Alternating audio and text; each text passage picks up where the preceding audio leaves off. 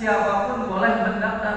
Maka rugi sekali kalau seandainya ada orang yang tidak mendaftarkan.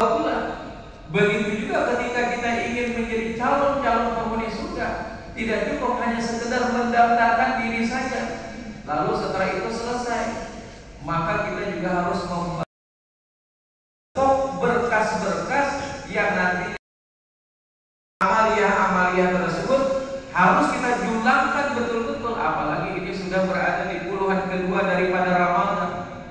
Ibarat speed jadi harus di atas 40 km per jam atau bahkan 60 km per jam. Ini kadang-kadang shotnya sudah memanjur, baru puluhan kedua Pak. Shot di masjid-masjid sudah memanjur, sementara orang sudah beralih ke pusat-pusat perbelanjaan.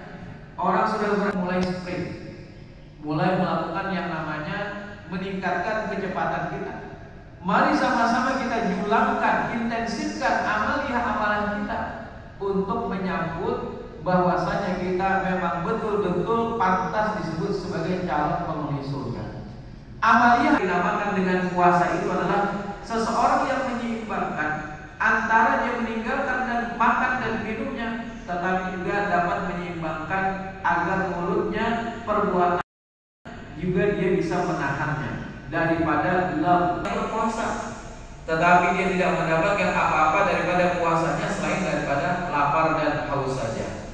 Kemudian di dalam hadis Nabi yang lain juga disebutkan malam yada. Karena apa? Karena dia hanya mampu menjaga dirinya dari makan dan minum, tetapi ternyata tidak mampu menjaga lisannya. Suatu ketika Nabi Shallallahu Alaihi Wasallam pernah mengatakan dia adalah calon penghuni surga.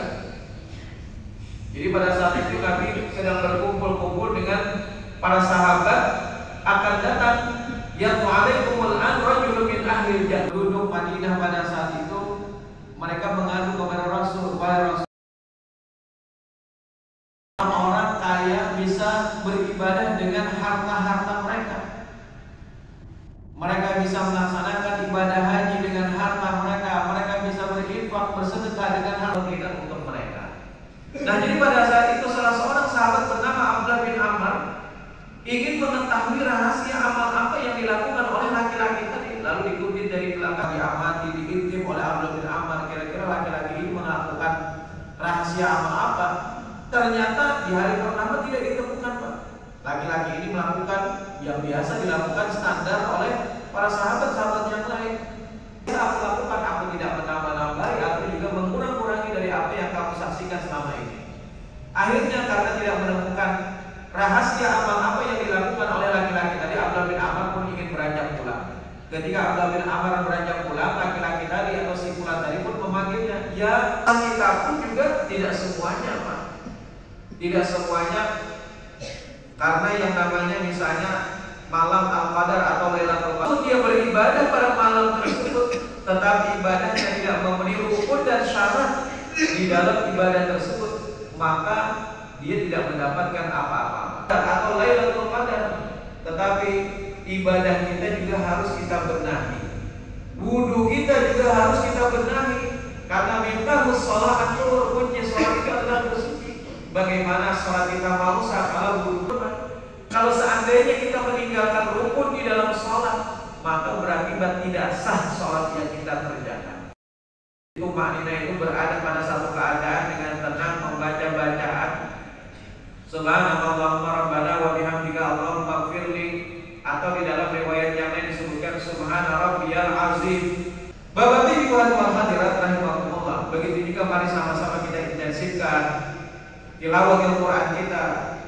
Jadi dalam bulan Ramadan ini rumah istri tidak marah-marah, anak-anak juga betah di rumah bahasanya. Maka bukan hanya dengan aset, bukan hanya dengan kipas angin untuk ademnya rumah itu. Berikan infak sedekah yang terbaik pada bulan-bulan ini khususnya. Bahkan apabila ada seseorang terkena kewajiban zakatnya, zakat ini adalah hak daripada 8 asnaf, maka hukumnya sunnah. Nah, ini hendaknya juga kita intensifkan, kita berikan yang terbaik khususnya di bulan Ramadan ini.